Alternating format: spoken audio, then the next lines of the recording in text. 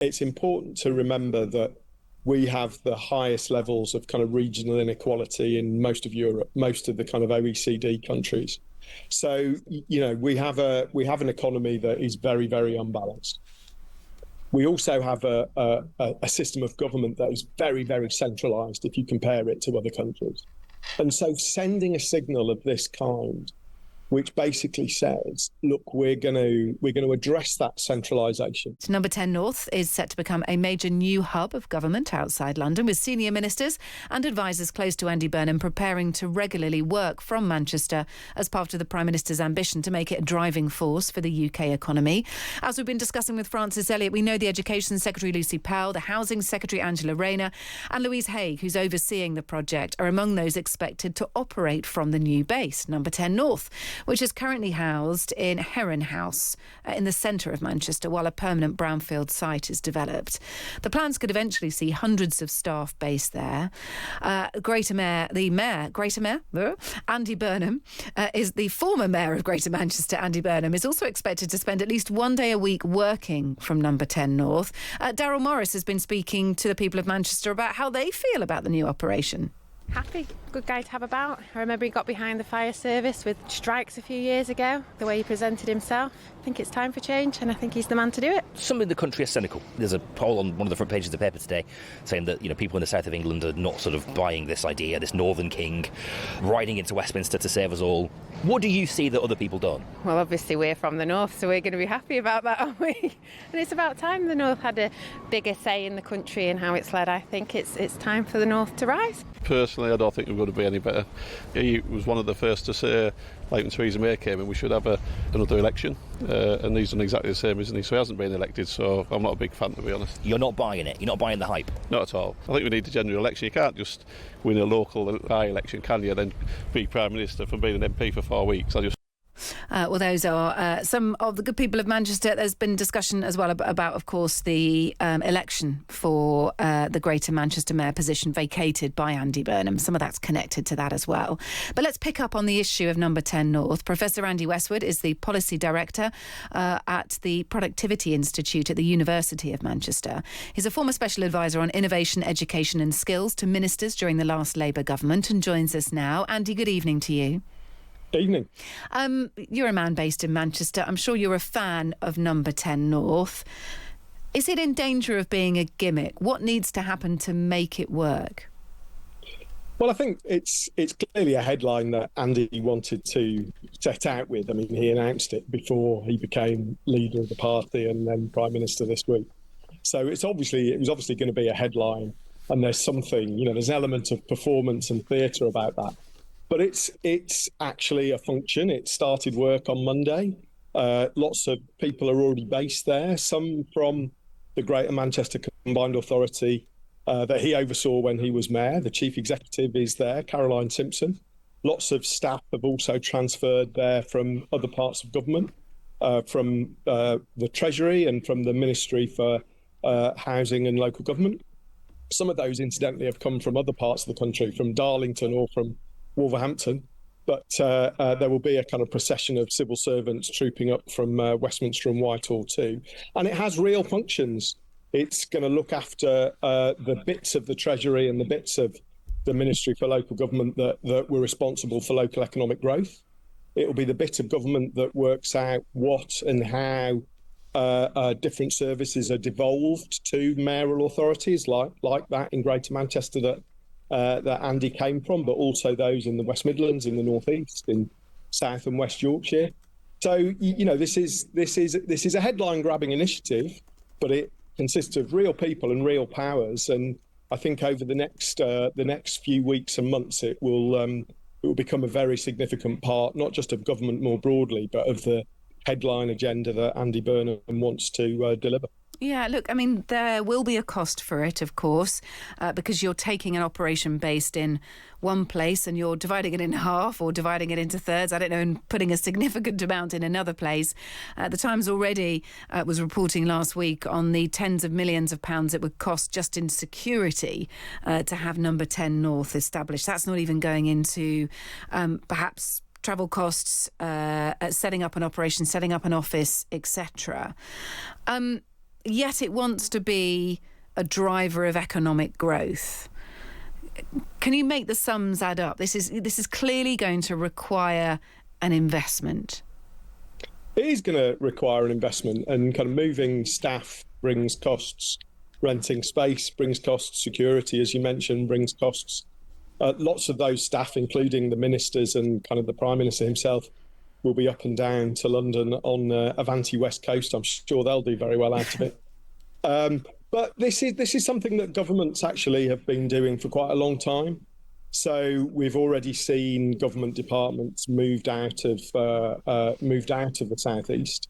I mentioned the Treasury's economic campus that's based in Darlington.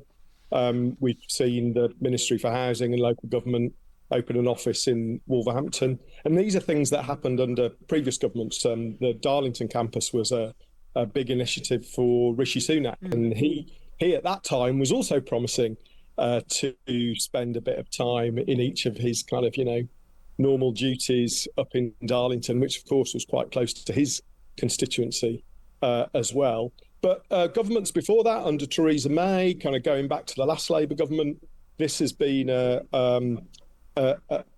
kind of plan for moving kind of government around the country and different functions around the country that successive governments have promised to do. And so, those costs are real, but it's not necessarily any different or in scale or initiative to the kinds of things that we've been seeing really for the last 10 to 15 years anyway. What is your opinion on it, Andy? You've been around and about a fair bit. You've been an advisor to government as well. Do you think it's a good idea? Is it too gimmicky, or can it work? I think there is a place for a place for that kind of headline, and we are a country, and it's important to remember that we have the highest levels of kind of regional inequality in most of Europe, most of the kind of OECD countries. So, we have an economy that is very, very unbalanced. We also have a system of government that is very, very centralised if you compare it to other countries. And so sending a signal of this kind, which basically says, look, we're going to address that centralisation. One of the things this Number 10 of the North is going to do is not just exist in its own terms, but it's going to oversee a programme of devolution to mayors and to local authorities across the country. So, it's going to address that centralisation of government.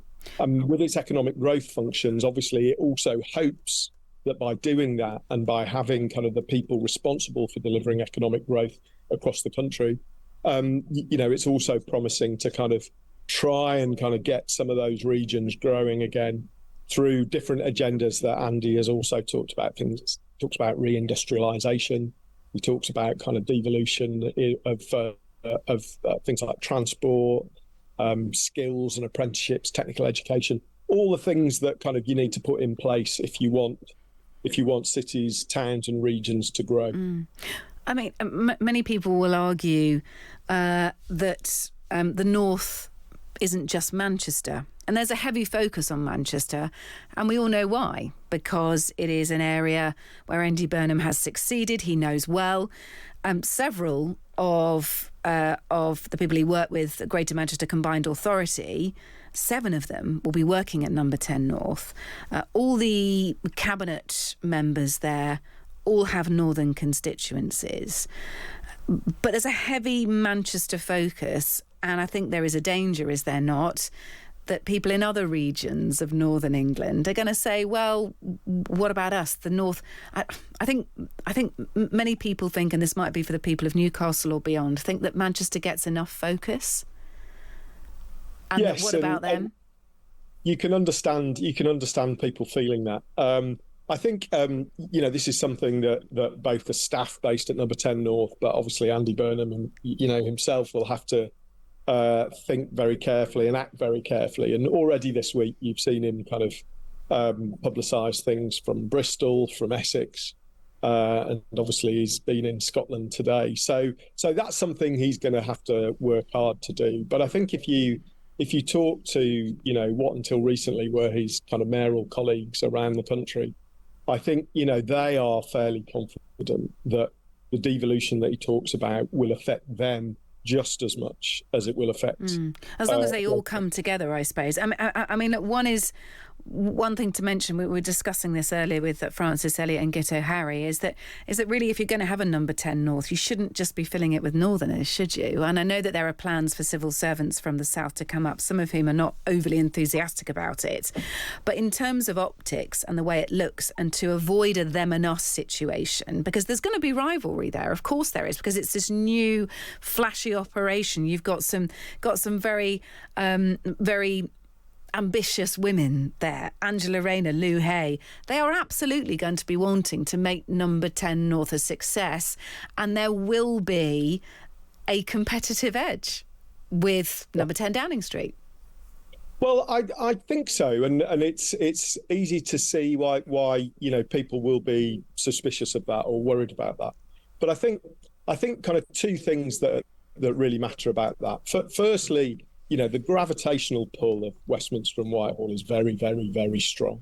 So I think if you've got a number of cabinet ministers, not just from Greater Manchester, but, Louise Haigh, who oversee the whole thing, is from Sheffield.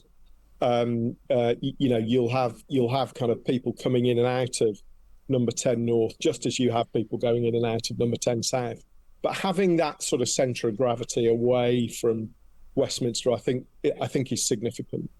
I don't think for a moment that the only people working there will be Northern. There's already been a lot of these key positions are being given to Northern or to people who already work in Manchester or Northern MPs.